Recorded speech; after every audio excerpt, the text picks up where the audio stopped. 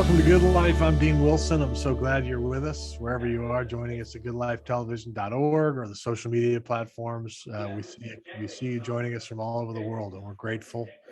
I think about 102 countries is the last I checked, and so wherever you are, we welcome you. We also welcome you if you're watching on the airwaves here in Santa Barbara, California, and TV Santa Barbara. We're grateful that you're with us. Good Life is about the good stuff, and we love talking to great people, overcomers, entrepreneurs, great families, and we have a great family and a great story here with me today, which I'm so excited about. Ryan Ballard is with me. I'll kind of tell you a little bit more about Ryan in a second. And Ana Beatriz Cholo is with me. Welcome, guys. Thanks so much. Great to be here. Thank you. Well, we're excited to have you. And Ana has a role in this story that we're going to kind of talk to you about. I really want to for folks to be able to understand the family story. What we're talking about is a 13-minute documentary that came out this year, 2022, and we're talking here, that was written and narrated by Ana.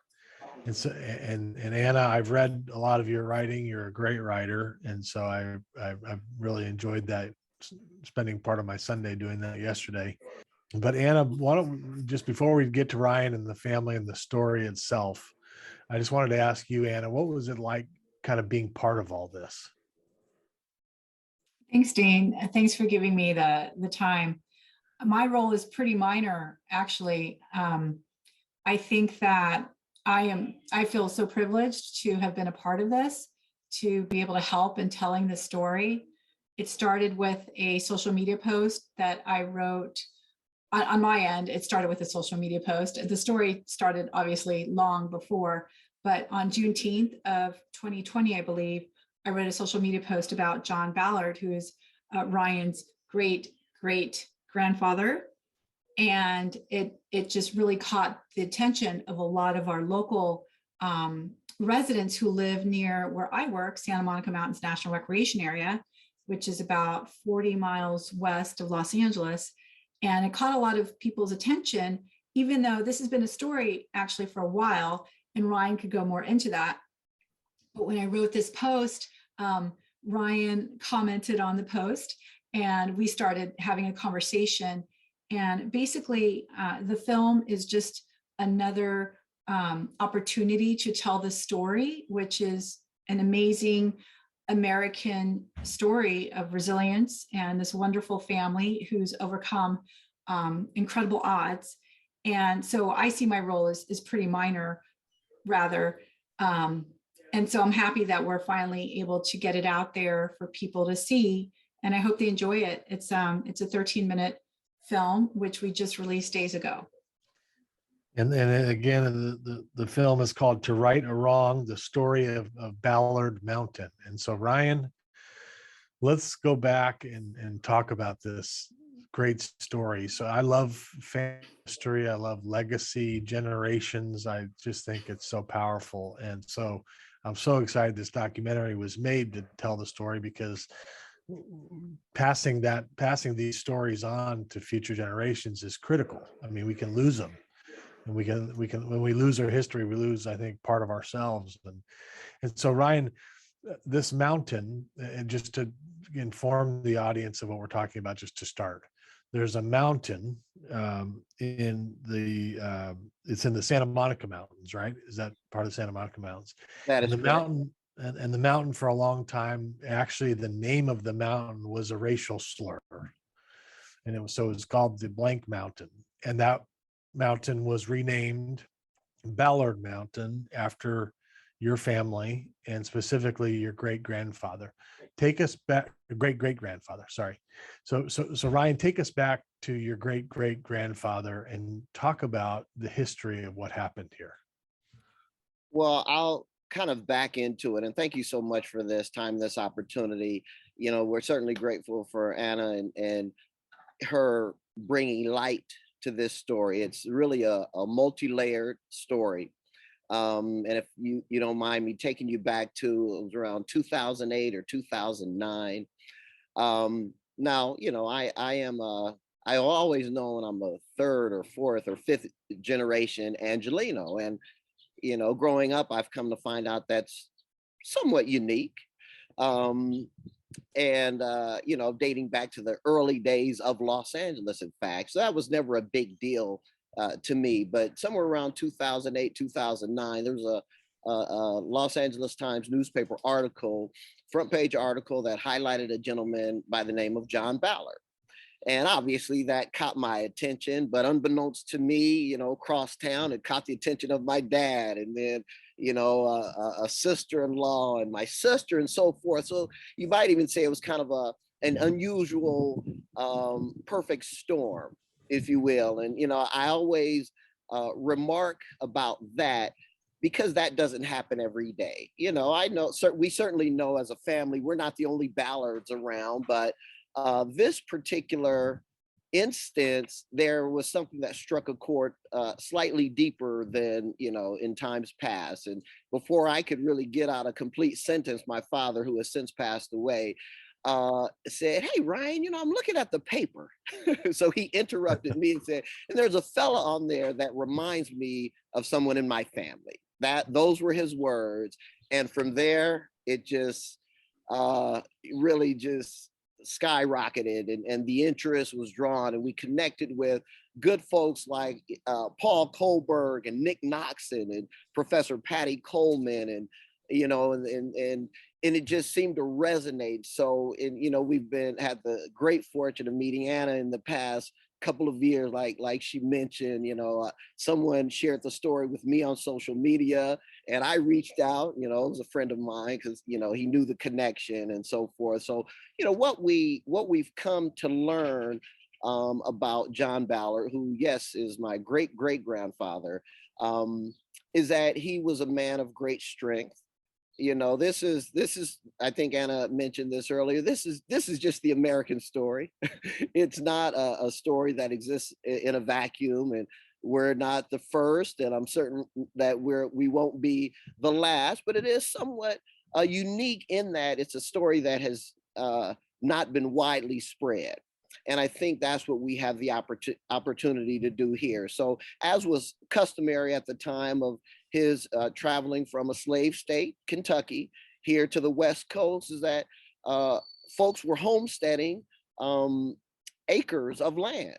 And and it's so interesting, you would have to know my dad. My dad would always say, "I'm just an American." That was kind of his identifying the fact that I'm no better, I'm no worse, but I am a part of this thing that we call America. Now, that has to be, we have to reckon with the fact that he grew up in a segregated Los Angeles, quite frankly. So that message came from some tough experiences, but experiences that made him who he was, and helped to shape our thought process, his thought process, and how him and my mother raised us. So, it's just, like I say, part of the American story. So, John had several children. My great grandfather William was one of them, but most notably his daughter Alice. They homesteaded acres of land in the Santa Monica Mountains, the mountains above Malibu, which today I like to quip and say is a high rent district. Right. But it was customary at the time, and he followed the customs at the time, and I'm certain was met with some challenges, but he persevered. And I can just raise my hands and say thank God for his resilience and his perseverance, and here we are. So John Ballard, your great great grandfather, ends up with this property in Santa Monica Mountains. And now, when I was reading about this, I was reading he had a battle on his hands. They tried to burn it down, cabin twice. This was not what he took, and he kept coming back. I mean, when you say resilience, I mean, you really mean it. I mean, he had to rebuild, and he kept coming back. Talk about just what you've learned about him as a man.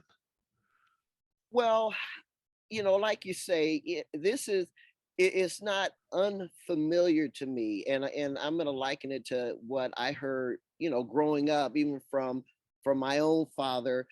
Um, Nothing really came easy per se, but it was natural. Now, I couple that by saying, I'm an American just like anybody else. And what is due to me and what is due to anyone is also due to me. And, why am I not entitled to access any and all that is available to us? Uh, so, what I've come to know about John Ballard and his son, William, his grandson, Claudius, we have most information about my grandfather and certainly my father. My grandfather was in World War I. He was a medical doctor, and his practice was in Los Angeles. He got little recognition from the American Army, but he earned I'm going to pronounce it to the best of my ability, the Croix de Guerre, which means Cross of War. It's the highest honor presented to a soldier at that time serving in his capacity for World War I. So that's my grandfather. That's Dr. Claudius Ballard, who again had a practice in Los Angeles. He and his wife had two sons, my Uncle Lucky, who was in World War II, and my father, Reginald Ballard, who was also in World War II. My father is actually among the original Tuskegee Airmen. Again, so this is a story that, like I said, is not unusual. In other words, I'm going to borrow something from something my friend said, in that they're kind of fighting two battles, if you will. You're fighting in the war for the country in which you reside, the country that you love, yet you're fighting along some folks who don't think you're qualified and or worthy. So you're fighting to prove that you indeed are worthy. My father went on after World War II and joined, unbeknownst to him, a segregated Los Angeles City Fire Department, a segregated fire department. Whereas he could, at the time that he started in 1949, he could only work at two stations. He didn't know that. So while he's fighting fires and fighting to save lives, he's also fighting for his place, for his rank. And, he excelled to the point of captain in the Los Angeles City Fire Department. So, what I think about John, what I think about my great grandfather, William, and my grandfather, Claudius, and my father, and hopefully I can, take a little bit of this, is that you push through. And you do it with the mindset that not that you're better, but that you're just as qualified, that you are worthy, just like the next man. And, that was something my father and mother, tried to make a point with us, that try not to make too many distinctions. Some folks may try to make distinctions about you, but the only distinction is that you're my son and you are to press forward and be the best you can be and do the best for others who are coming, behind you. That's I think the story of John Ballard. That's the story that I can certainly hold tightly to with my family. And your father, did your father go by Reggie? Yes, my father's Reggie Ballard. Okay, and when he was he fought in World War II. He was, yes, he's the Tuskegee Airmen. Wow, went through that, and to be honest with you, it's interesting because we knew this for quite some time, but it wasn't. It just wasn't a big deal. Quite frankly, it wasn't a big deal to him, and it wasn't a big deal to us. Quite frankly, my parents had 6 children. There were 3 boys, 3 girls, and I think it's maybe started gaining in popularity, maybe somewhere in the 80s or 90s, or maybe even the 2000s, to be honest with you. Yeah, we could probably do a show about your father as well if we wanted, the Tuskegee Airmen. That's a special story by itself. So is it funny for you when you drive by this mountain to there's our mountain, there's the Ballard Mountain? It's a lot of things.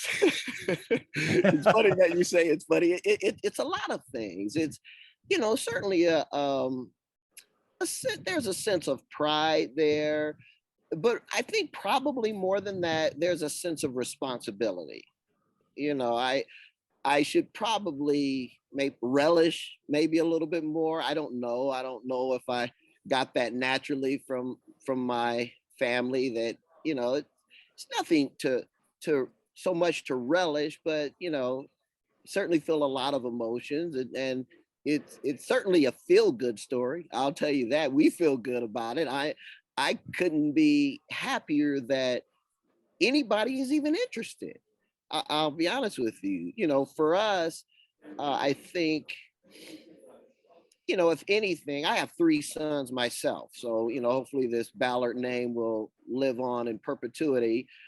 So I share with my sons. I think there is a sense of responsibility that they should have to carry a good name. Now, it just so happens that this mountain is named for us, but even if it wasn't, you should carry a good name. You should have a good reputation. When people say your name or know who your family is, it ought to come with some good comments and good remarks. And I'll have to say this, you know, my dad just passed away last year.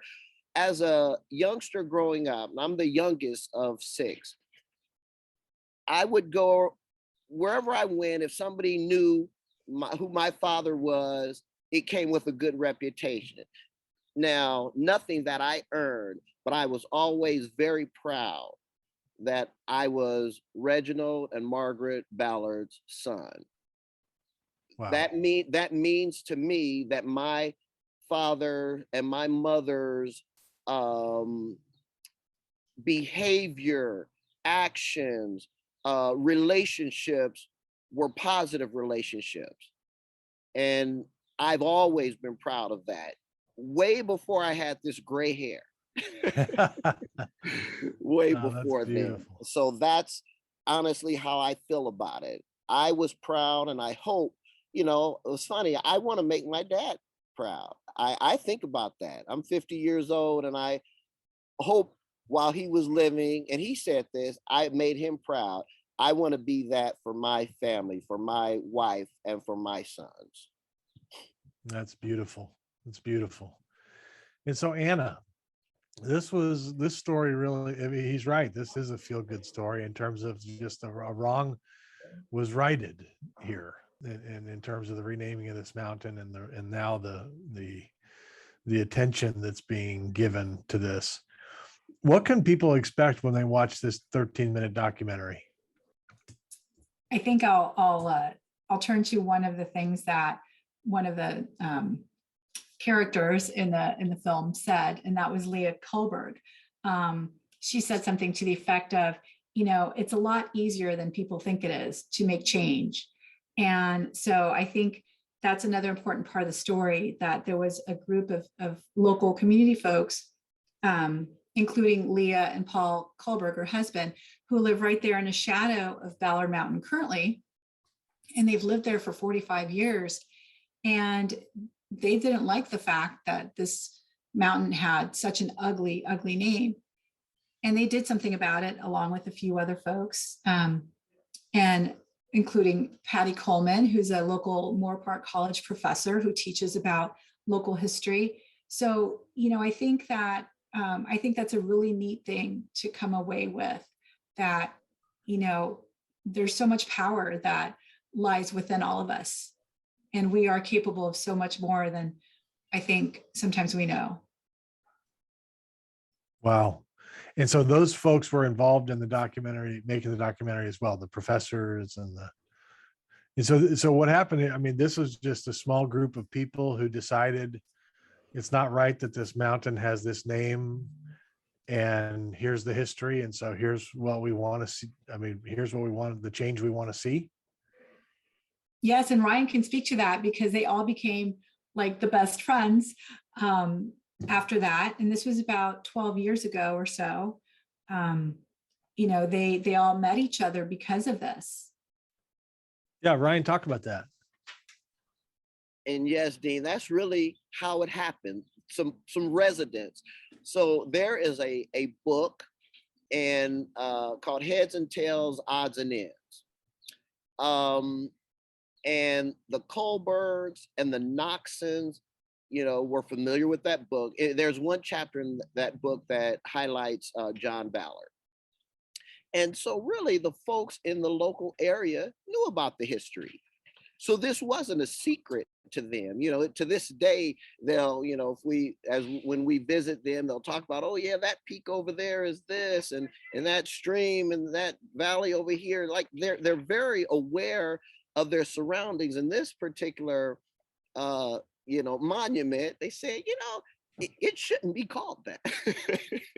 What can we do about it? And it was just that simple. As residents of the area, I think they went to a supervisor meeting or a council meeting, something of that effect, and brought it up to the supervisor at the time, Supervisor Zev Yaroslavsky, and they said, well, I think we should do something about it. And that put the wheels in motion.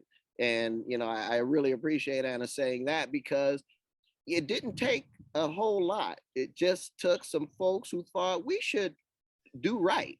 And I don't think any of them, and a little later on in this, any of us thought it would gain the traction that it has. But I think people can connect to it because it is a part of the American story.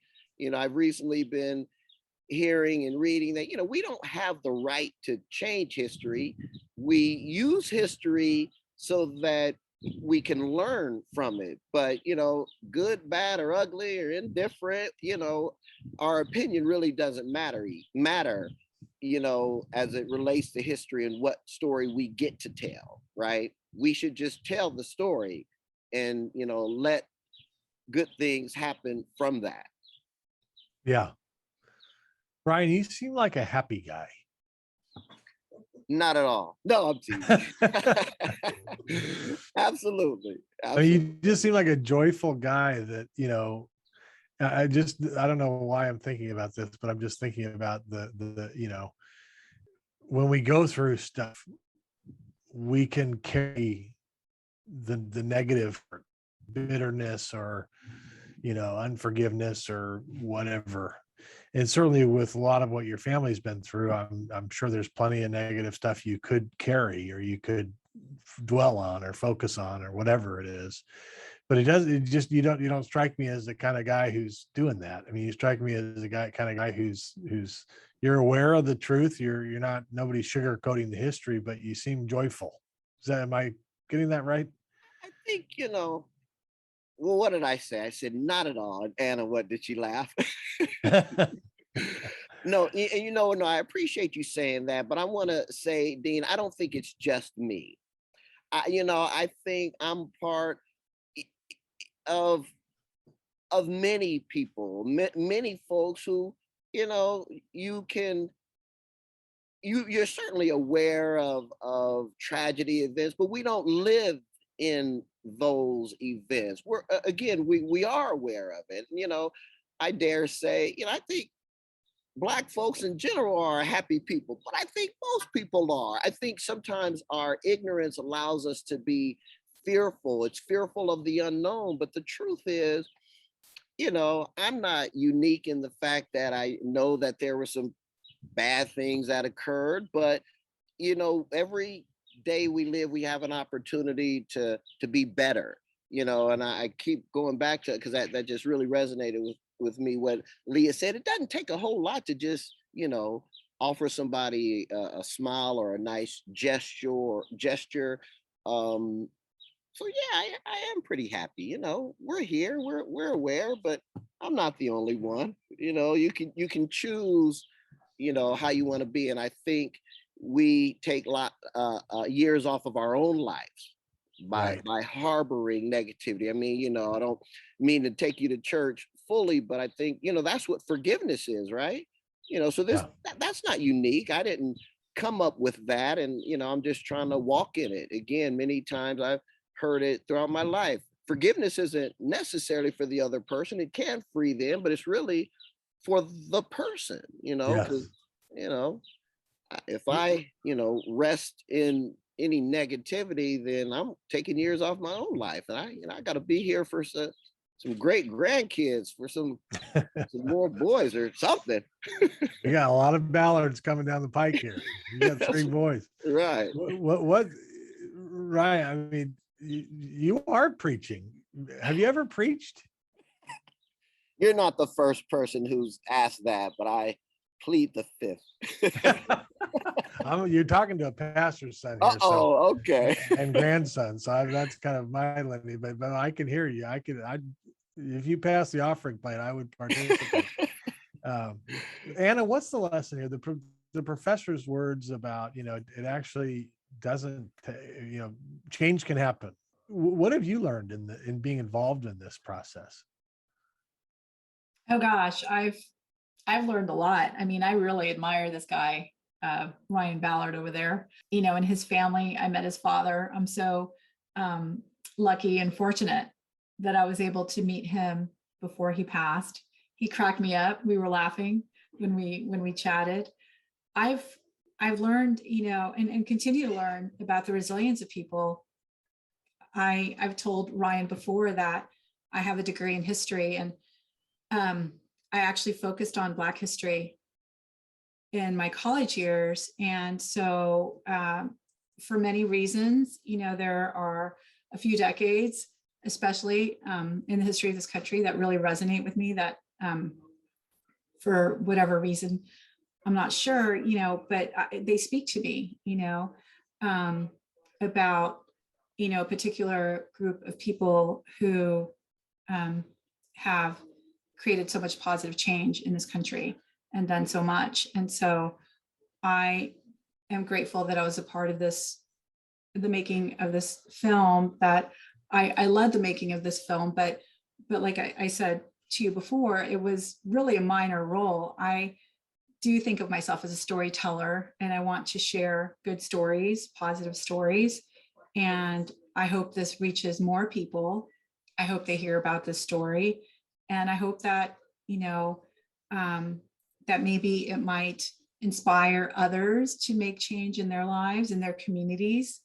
The Kohlbergs and the Knoxons and Patty Coleman were instrumental in doing that locally here in this area, but I'm sure that there are other things that can be done in communities around the country.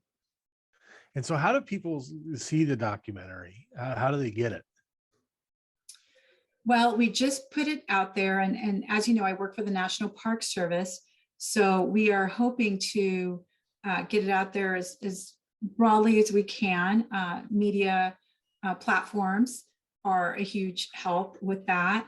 We have our visitor center here in the Santa Monica Mountains. We plan to show it there. You can come across the film on our Facebook page. We have it on our YouTube. We have it on our website, Santa Monica Mountains National Recreation Area. And, we hope to get it out there in different ways. We'd love to have some sort of, maybe, with Ryan's connections in the community, some sort of maybe red carpet screening, who knows? Yeah. Obviously things are a little bit challenging now with the pandemic, but hopefully that'll slow down a bit and we'll have an opportunity to get it out there in front of different audiences. Oh, that'd be great. If you could do some kind of premiere, that would be fantastic.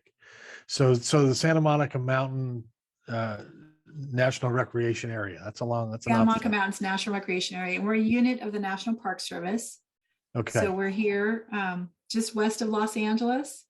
And a lot of people don't know that there's national park land in Los Angeles, but there is.